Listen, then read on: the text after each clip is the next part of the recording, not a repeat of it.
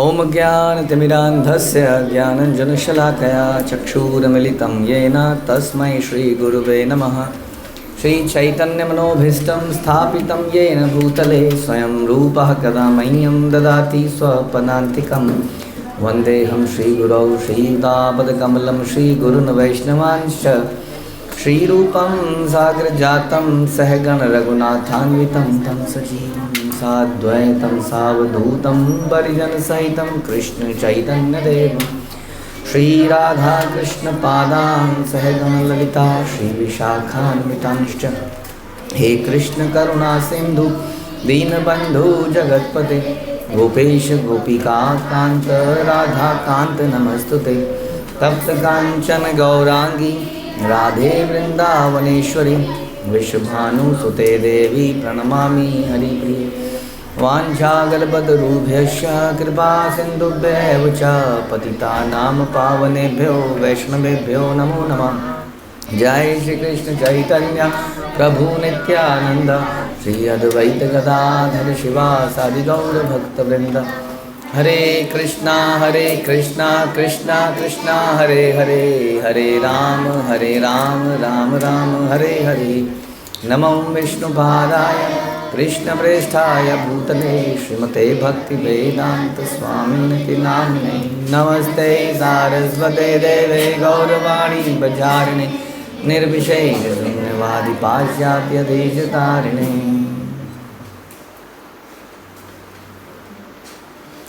जय जय श्री चैतन्य जयो नित्यानंद जय अद्वैत चंद्र जय गौर भक्तवृंद।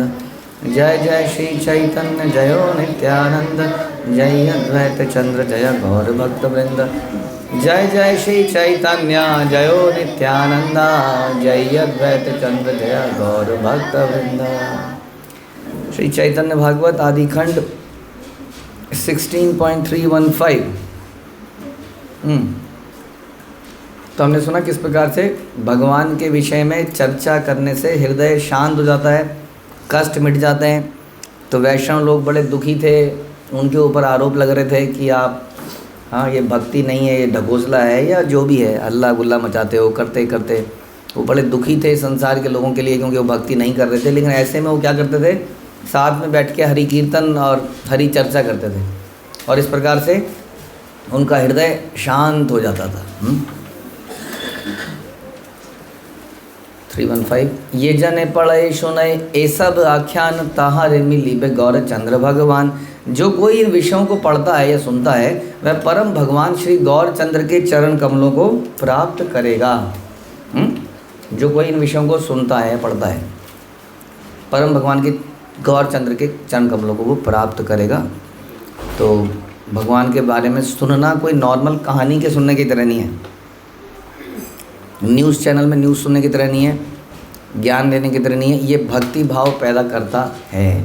यदि इसको श्रद्धा से सुना जाए तो धीरे धीरे हमारी आसक्ति भगवान में पैदा होती है, और जैसी भगवान में हमारी आसक्ति पैदा होगी, हमारे सारे कलेश, जहाँ पर कृष्ण रहते हैं वहाँ कौन नहीं होता है, माया नहीं होती है। जब माया नहीं होगी तो क्रोध काम ये सब चीज़ें समाप्त हो जाएंगी, राइट। तो इसलिए इनके विषय में हमें बड़े श्रद्धा से सुनना चाहिए। श्री कृष्ण चैतन्य नित्यानंद चांद जान वृंदावन दास तछु पद युगे गान। श्री चैतन्य महाप्रभु और नित्यानंद प्रभु को अपना जीवन और आत्मा मानकर मैं वृंदावन दास उनके चरण कमलों की महिमा का गान करता हूँ। और इस प्रकार ये चैप्टर यहाँ समाप्त होता है और हम चलते हैं गया की तरफ। भगवान की गया यात्रा, यहाँ से टर्निंग पॉइंट आएगा धीरे धीरे। वाह, तो अभी तक गौर सुंदर जो एक अलग प्रकार की लीला में थे, विद्या विलास इत्यादि, अब वो हरिनाम संकीर्तन का प्रचार प्रसार करेंगे। गया में उनको उनके गुरुदेव मिलेंगे जिनका नाम था माधवेंद्रपुरी, ईश्वरपुरी, और इसके बाद वो दीक्षा उनका होगा उस समय बाद। और गया में क्या करने जाएंगे वो,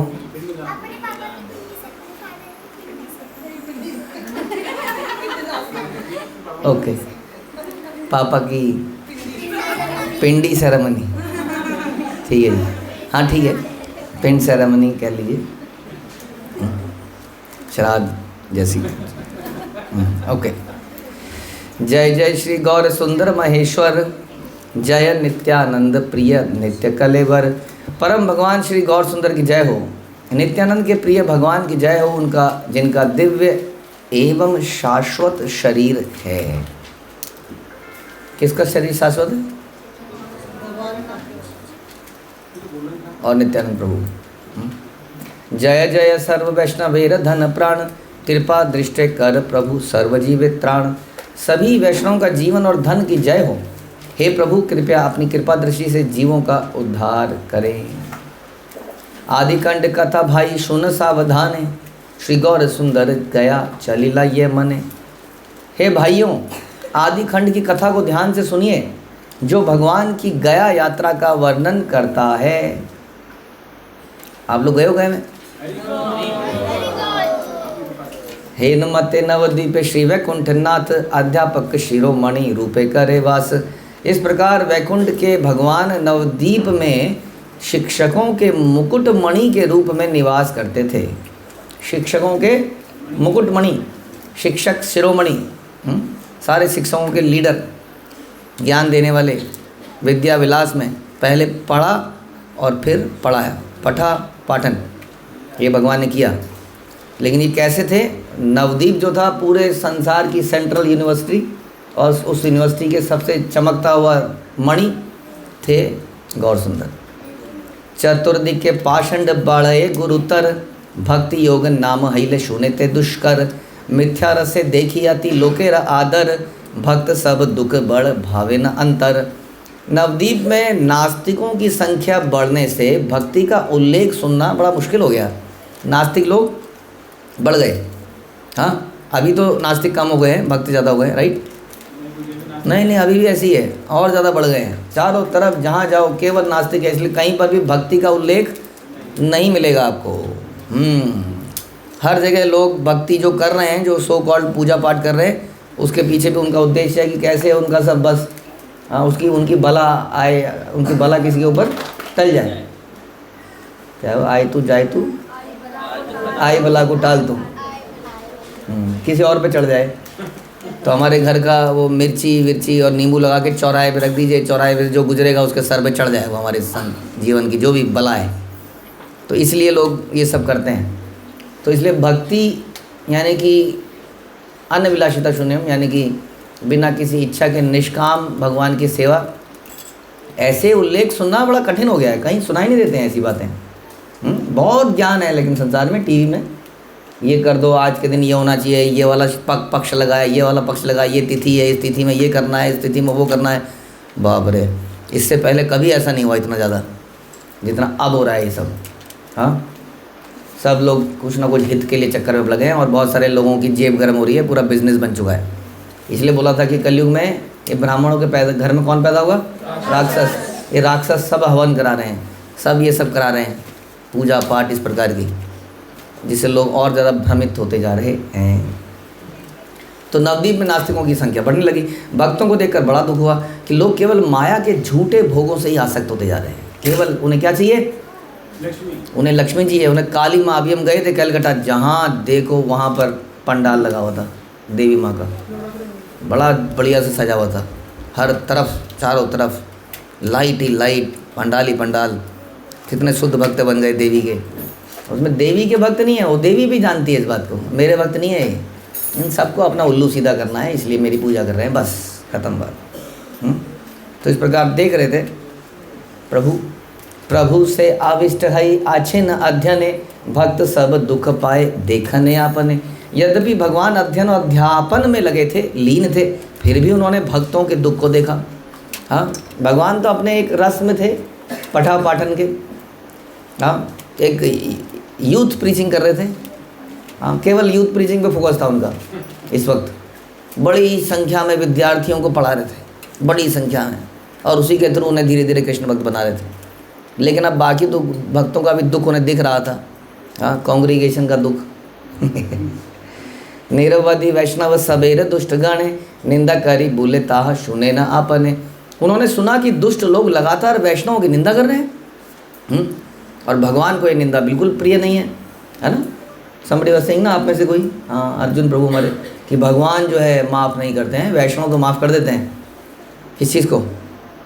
वैष्णव के प्रति अपराध हो तो वो ये नहीं कि बोलते तूने वैष्णव अपराध किया है, जानता है, ऐसा नहीं करते हैं वैष्णव वो क्षमा कर देते हैं, लेकिन भगवान उसको क्षमा नहीं करते। अपने भक्तों के प्रति किए गए अपराधों को भगवान क्षमा नहीं करते, क्योंकि भगवान बड़े प्रिय हैं भक्त भगवान के।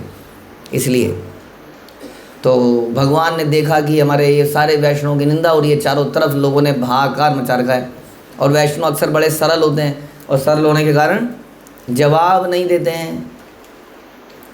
कई बार वो इतना अध्ययन ही नहीं करते हैं चीज़ों का इतना डीप में कि वो श्लोका सुना पाएँ, वो क्योंकि सारा दिन उनका भक्तिमय सेवाओं में निकल जाता है, उन पर टाइम ही नहीं है शास्त्रार्थ करने का, रटने का, डोंट हैव टाइम।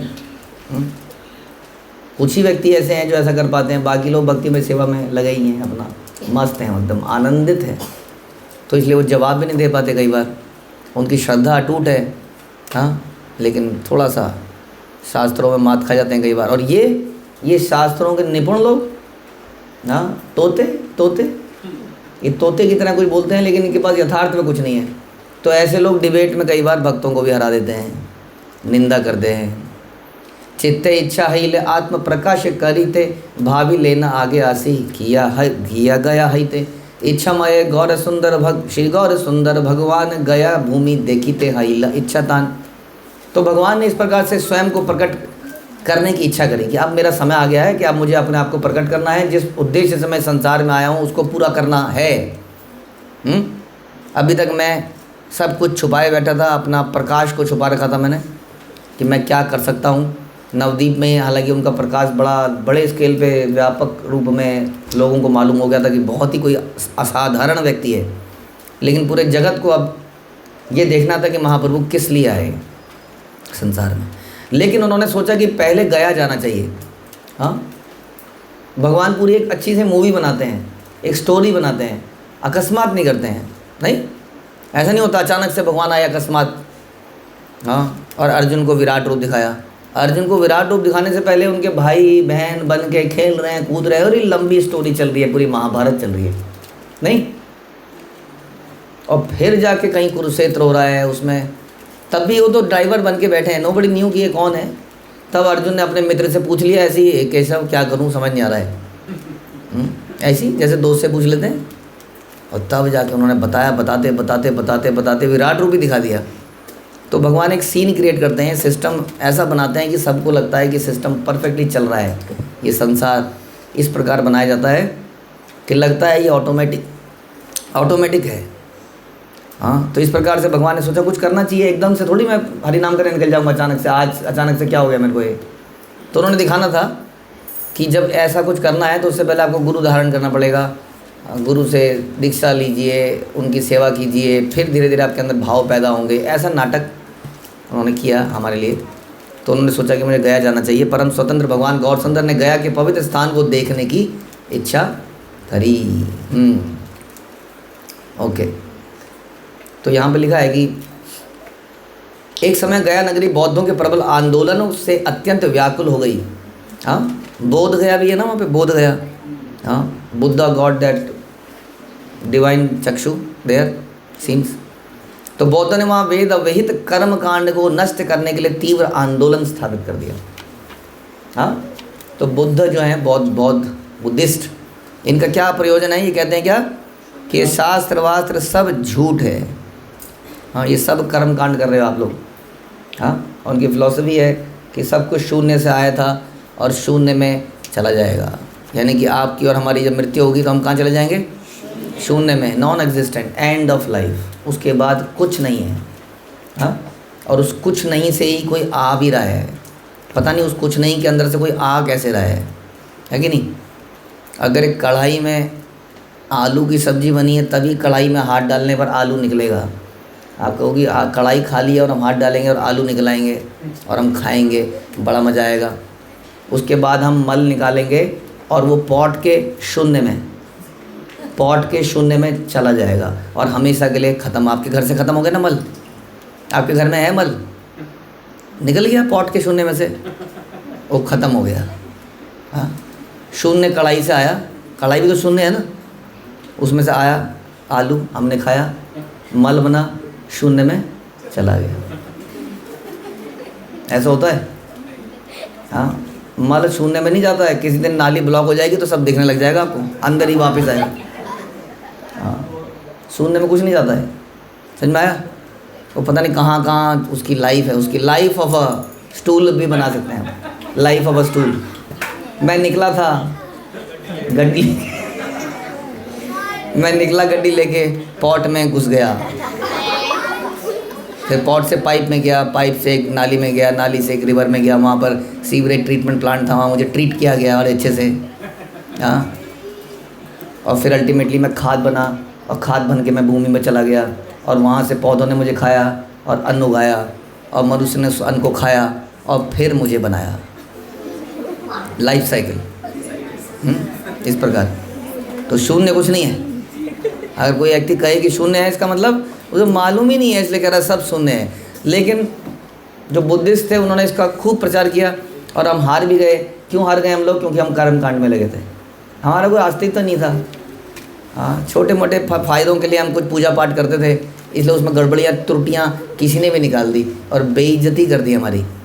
जैसे कि हम भी कर सकते हैं आज की डेट में, हम करते हैं ना कई बार, क्या कर रहे हो ये ढंगोसला सा, ये क्या कर रहे हो, या हनुमान जी के मुंह में घुसा रहे हो, या ये कर रहे हो या वो कर रहे हो। ये कर्मकांडी लोगों को एक्चुअली में बड़े आसानी से आप धिक्कार सकते हैं, बिकॉज उनका कोई अस्तित्व तो नहीं है पूजा पाठ का। हाँ, बेसलेस पीपल।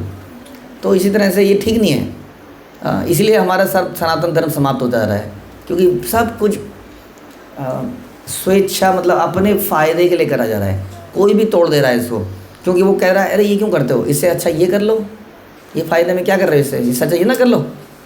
तो कहते हैं हाँ बात तो सही है, ये कर लेते हैं। और हम कहते हैं हम बड़े उदारवादी हृदय के हैं, हम बड़े ओपन माइंडेड हैं, इसलिए हम लोग ये क्यों करें हम। नहीं, आज सवेरे सवेरे तुम इतनी आरती ये घुमाते हो ये हनुमान जी के सामने, इससे अच्छा मेरे साथ चलो वहाँ स्टेडियम में, वहाँ तुम्हें मैं अलोम वलोम और ये सब करूँगा, तुम बढ़िया हो जाओगे, क्या हनुमान जी के पास घूम रहे हो। तो वो क्या कहता है, हाँ बात तो ठीक है, फ़ायदा मुझे तो अल्टीमेटली फ़ायदा चाहिए था ना। तो कर्म कांडियों को भक्ति के रास्ते से हटाना, जो भी वो कर रहे हैं उस रास्ते से हटाना बड़ा आसान है, क्योंकि उन्हें लाभ चाहिए था। और यही हो रहा है बड़ी तेज़ी से, लोग इसलिए एथीस्ट बनते जा रहे हैं। हाँ, क्योंकि वो जानते ही नहीं है कि उन्हें भक्ति किसको कहते हैं। जो भक्त है उसको हटाना बड़ा मुश्किल है। क्यों? उसको चाहिए नहीं कुछ, उसको कैसे हटाओगे आप? क्या उसको प्रलोभन दोगे? उसको कुछ चाहिए ही नहीं। हाँ, लेकिन उसमें ऐसा हो गया कि बौद्धों के प्रबल आंदोलन से अत्यंत व्याकुल हो गई। बौद्धों ने वहाँ वेद वहित कर्मकांडों को नष्ट कर दिया।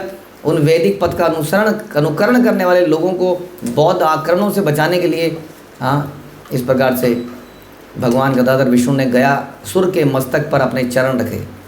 हाँ, गयासुर के मस्तक पर चरण रखे। वो चरण के कारण ही वो गया क्यों फेमस है? क्योंकि वहाँ भगवान के चरण हैं। जैसे हर की पौड़ी क्यों फेमस है? क्योंकि हर की पौड़ी के नीचे कहीं पर भगवान विष्णु के चरण हैं। तो अतः भगवान ने बुद्ध स्वरूप में अवतार लेकर कर्मकांड के दुरुपयोग को समाज के समक्ष प्रकट किया। तो भगवान बुद्ध ने सही दिखाया। उस कर्मकांड को समाप्त करने के लिए हाँ हमें वेदों का पालन नहीं करना चाहिए।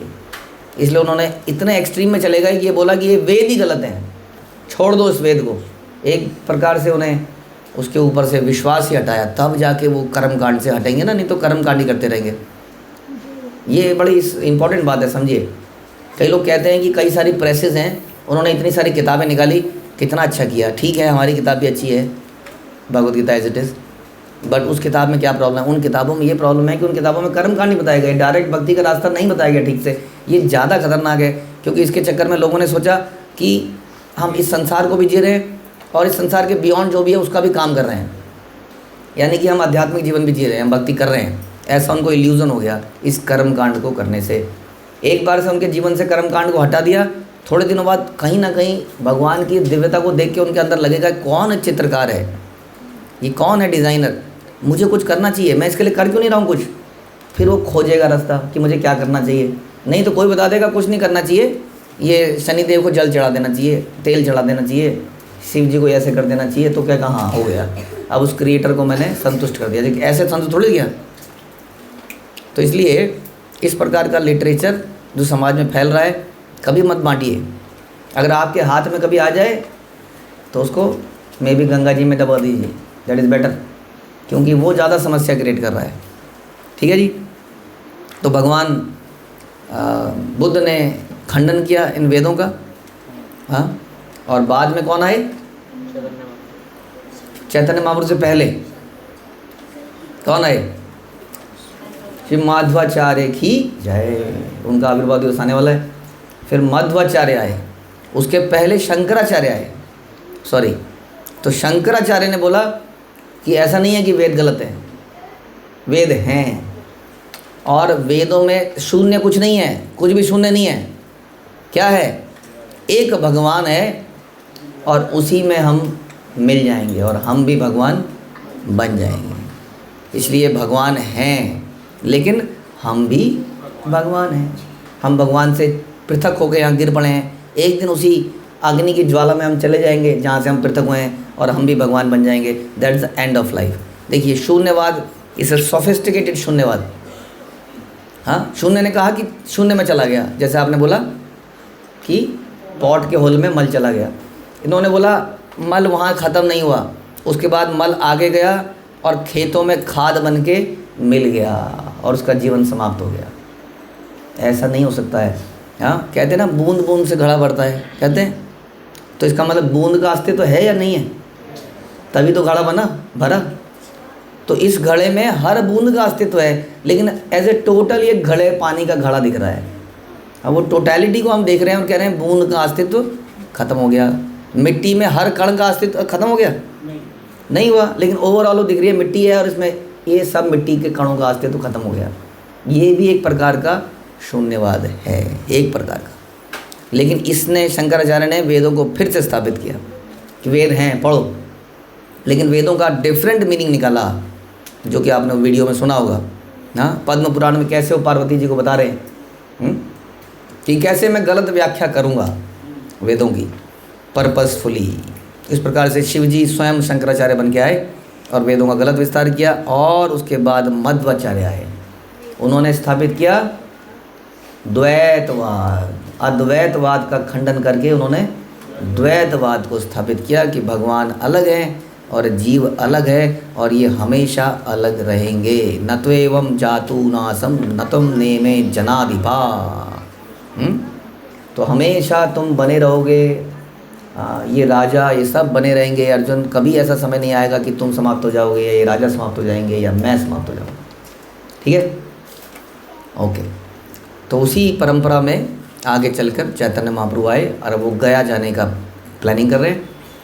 शास्त्र विधि मत श्राद्ध कर्म आदि करिया, यात्रा करी चलीला अनेक शिष्य लैया। शास्त्रानुसार अपने पिता का श्राद्ध संस्कार आदि करने के लिए भगवान अपने कई शिष्यों को लेकर गया के लिए रवाना हुए। वो क्या बोला था? पिंडी सेरेमनी। ये आपके क्वेश्चन आंसर में होगा किताब में। ओके, चैट जीपीटी ने बनाया हुआ ये क्वेश्चन है। तो शास्त्रानुसार अपने पिता का श्राद्ध संस्कार इत्यादि करने के लिए गए।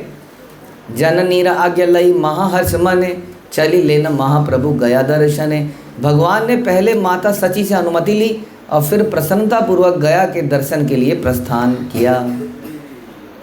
सर्वदेश ग्राम करी पुण्य तीर्थ माया, श्री चरण हैला गया देखिते भी जया। गया जाते समय भगवान जिन विभिन्न नगरों और गांवों से होकर गुजरे, वे सभी उनके चरण कमलों के स्पर्श से पवित्र स्थान बन गए। जिन जिन जगहों पर भगवान गए। धर्म कथा वाक्य परिहास रसे, मंदारे आइल प्रभु कते क दिवसे। भगवान और उनके शिष्य बातचीत करते, परिहास करते और विभिन्न धार्मिक विषयों पर चर्चा करते हुए भगवान ने और उनके शिष्यों ने वंदे भारत को पकड़ा, ट्रेन। और सब कुछ ने थर्ड एसी ली, कुछ ने फर्स्ट एसी, कुछ ने सेकंड एसी और कुछ ने जनरल टिकट भी ली। हाँ, पैदल गए। ओ, पैदल गया वहाँ से, नवद्वीप से।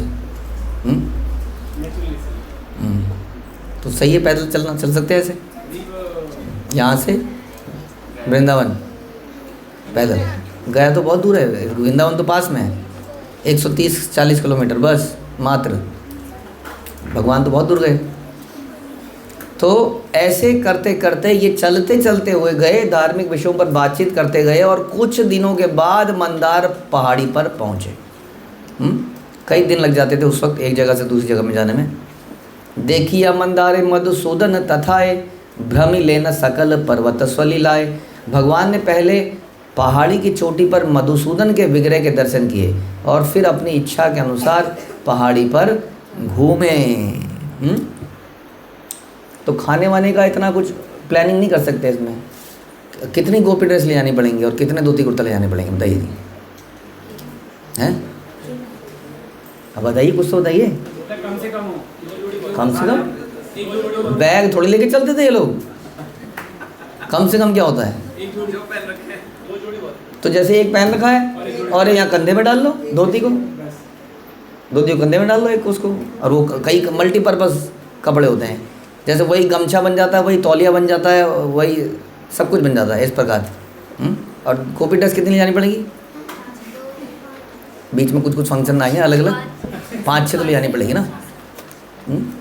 तो गया जाने में ही कई 5-6 7-10 दिन लग गए, फिर आने में और वहाँ तो 5-6 तो रिपीट करनी पड़ जाएंगी। नहीं तो ज़्यादा ले जानी चाहिए ना, नहीं तो फिर। और बाकी वो पेस्ट के लिए ब्रश और वो सब, पेस्ट और ब्रश वो सब टहनी, नीम ही नहीं है, बहुत सारी टहनियाँ होती हैं ऐसी। हाँ बबुल, नीम वो टहनी को तोड़ा और करा, और तो कोई स्टोरेज हुई, स्टोरेज है। नहीं साबुन तो लिखा है उसमें, हम आपको पढ़ाएंगे वो DT वर्कशीट वाले में भी कि साबुन की कई तरह से शुद्ध हो सकता है। उसमें मिट्टी, साबुन नहीं है मिट्टी, तो मिट्टी से हाथ धो के, नदी में स्नान किया, मिट्टी में हाथ धोया, हो गया काम। और कुछ क्या ले जाते हैं हम? चप्पल वो लकड़ी की पहनते थे कई लोग नहीं पहनते थे, तो नहीं भी पहन सकते हैं चप्पल। आप देखोगे चप्पल से ऐसा हमें लगता है कि चप्पल से चलना आसान है, लेकिन जो चप्पल से चलता है उसको भी समझ में आता है थोड़ी देर में, यहाँ कट गया, यहाँ छाला हो गया। हाँ, नंगे पैर चलना तो अच्छा है, वैसे सेहत भी ठीक रहती है, क्यों पंचर होता रहता है। चुट्टू पुट्टर खाने का कैसे होगा, ये तो डिस्कस करा ही नहीं। खाने का पेड़ पे फल लगे होंगे, अब इतने दिन फलों पे रहना पड़ेगा। नहीं, रास्तों में कई सारे लोग कुछ अन्न देते हैं, कच्चा अन्न लिया और कहीं पर भी ईंटें लगाई और लकड़ी लगाई और चूल्हा जलाया और बना लिया, हो जाता था। इतना सामान तो कहीं से ही मिल जाता है। अगर हम कुछ भी खाने के लिए रेडी हैं तो आपको चाहिए नहीं रोज़ यही खाएंगे क्या? कोई लोग कहते हैं चावल ही खाएंगे क्या? हाँ, रोटी नहीं है क्या यात्रा में? फिर ये नहीं है कि यात्रा में फिर वो सब होगा तो फिर मुश्किल होगा। हाँ, तो इस सब के चक्कर में ज़रा सोचिए, ये रोटी और ये परांठा और ये मल्टीपल बैग्स एंड इसके चक्कर में हमारा क्या प्रॉब्लम है हमारे साथ कि हमें नौकरी करनी पड़ती है, धन कमाना पड़ता है, फिर हम 350 दिन और समथिंग या 325 दिन काम करते हैं और फिर हम एक हफ्ते की या 5 दिन की या 3 दिन की यात्रा कर पाते हैं, तब जाके। हाँ, उसके विपरीत अगर ये सब की ज़रूरत ना हो तो हम निरंतर यात्रा में रह सकते हैं, जैसा कि महाप्रभु करते थे। ये सच्चाई ये दिखता है ना आपको। महाप्रभु गए थे तो ऐसे तो गए थे, पूरा आपने देखा नहीं, साउथ इंडिया यात्रा करेंगे वो। साउथ इंडिया में एक जगह आपने देखा है? कन्याकुमारी देखा आपने? नहीं। क्या देखा आपने? जीवन बेकार। अहोबलम देखा आपने? जीवन बेकार। श्रीरंगम तो देख लिया, श्रीरंगम देख लिया। और जनार्दन स्वामी मंदिर देखा? पद्मनाभ स्वामी मंदिर देखा? एक आध जगह चले गए जहाँ फ्लाइट और ट्रेन जा रही है, जगन्नाथपुरी, उड़ीसा, हाँ, और द्वारका जी देखा? श्रीनाथ जी देखे? और पंढरपुर गए? फिर अब क्यों नहीं जा पा रहे हम? इतना कुछ पैसा होने के बाद भी। महाप्रभु से ज़्यादा पैसा है हमारे पास क्योंकि समय ही नहीं है हमारे पास, अर्न भी तो करना पड़ेगा। और महाप्रभु निकल गए बिना किसी 1 रुपये के भी, साथ में कई सारे लोग निकल गए और पूरा एक बारी में नीचे तक गए, नीचे से ऊपर आए। ऐसा टेंशन नहीं थी कि प्रभु जी मर जाएंगे, नहीं, जितना आज चला जाएगा उतना चलेंगे, उसके बाद वहीं पर पड़ाओ, वहीं पर रेस्ट करेंगे, आराम करेंगे, फिर अगले दिन चलेंगे। लेकिन यदि खाना पीना और इसका टेंशन ना हो तो हाँ, इसलिए कोशिश कीजिए कि हमारे पास कम से कम सामान हो जब हम यात्राओं में जाएं। कम से कम। महाप्रभु ले जाने नहीं देते थे कुछ, वो भी अभी लीला सुनेंगे आप। महाप्रभु के भक्त लोग कुछ पैसा कुछ सामान ले आए, महाप्रभु ने बोला वापस गो बैक, हाँ पहले ये सब रख के आओ वहीं पर, फिर यहाँ पर आओ। तो महाप्रभु इस प्रकार से गया की यात्रा दिख रही है आगे, बहुत सारी यात्राएं उन्होंने करी। वृंदावन की यात्रा सुनेंगे आप लोग, जगन्नाथपुरी से वृंदावन 2 बार, उधर रामकेली से होता हुआ गए और एक बार सीधा गए। तो कितनी यात्राएं करी महाप्रभु ने, निरंतर यात्राएं करी। लेकिन थोड़ा सा मुश्किल काम हो चुका है, क्योंकि समाज क्या कहेगा और ये क्या कहेगा, बहुत सारे बंधन हो चुके हैं हमारे जीवन में, राइट। तो भगवान पहाड़ी की चोटी पर मधुसूदन के विग्रह के दर्शन किए उन्होंने, और फिर अपनी इच्छा के अनुसार पहाड़ी पर घूमने लगे। हाँ, तो बता रहे हैं कि मंदारे यहाँ पर EBI और EIR रेलवे से भागलपुर स्टेशन आना चाहिए, और वहाँ से मंदार हिल स्टेशन तक शाखा रेलवे लाइन लेनी चाहिए। मंदार हिल स्टेशन से लगभग 3 किलोमीटर दूर है, पूरा बता रहे हैं। लेकिन बता कैसे रहे हैं, अभी रेलवे वगैरह रास्ता ही बता रहे हैं कि क्योंकि पैदल तो जा नहीं पाएंगे। तो इस प्रकार से यात्रा करते करते कभी कभी क्या हो जाता है, पैर में रोड़ा घुस गया, बुखार हो गया, तो क्या होगा, तो क्या हो गया होगा, बुखार को दूर करेंगे। हाँ, यही मत कत पत आसिते आसिते आर दिन ज्वर प्रकाशीले न देहते। इस प्रकार यात्रा करते हुए एक दिन भगवान ने बुखार प्रकट कर दिया, बुखार को भगवान ने प्रकट किया। हाँ, हमारे सामने बुखार प्रकट हो जाता है, और भगवान ने बुखार को प्रकट किया। तो इसका मतलब बुखार भी हो सकता है, हाँ, कष्ट आ सकते हैं यात्रा में, आ ही सकते हैं कष्ट, तो भी उसका सामना करना पड़ेगा। तो भगवान ने बड़ी सुंदर इस प्रकार से दिखाया संसार के लोगों को कि प्राकृत लोके प्राय वैकुंठ ईश्वर लोक शिक्षा देखा ही ते धरी लेना ज्वर। तो लोगों को शिक्षा देने के लिए वैकुंठनाथ भगवान ने एक साधारण व्यक्ति की तरह बुखार को प्रदर्शित किया। और भगवान दिखाते हैं कि इस प्रकार से परेशानी में दिक्कतें भगवान के जीवन में भी आई, यात्राएं करते हुए, भक्ति करते हुए, तो उसके बावजूद हमें चलते रहना चाहिए, चलते रहना चाहिए। वीर तुम बड़े चलो, धीर तुम बड़े चलो, सामने पहाड़ हो, सिंह की दहाड़ हो, वीर तुम रुको नहीं, वीर तुम थको नहीं, बड़े चलो, बड़े चलो। ठीक है जी, ओके। हरे कृष्णा। श्रील प्रभुपाद की जय, श्री चैतन्य भागवत की जय, श्री वृंदावन दास ठाकुर की जय।